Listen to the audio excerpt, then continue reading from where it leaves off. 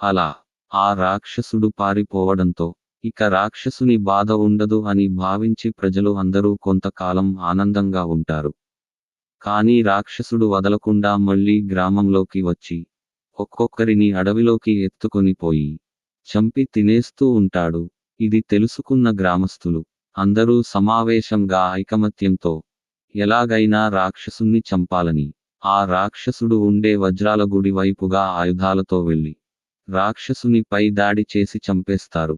ఇక ఆ గుడిలో ఉన్న వజ్రాలను స్వాధీనం చేసుకొని సమానంగా పంచుకొని రాక్షసుడు చనిపోయిన సందర్భంగా ఊరంతా పండుగ చేసుకుంటారు. ఇంతటితో వజ్రాల రాక్షసుని కథ సమాప్తం అయింది.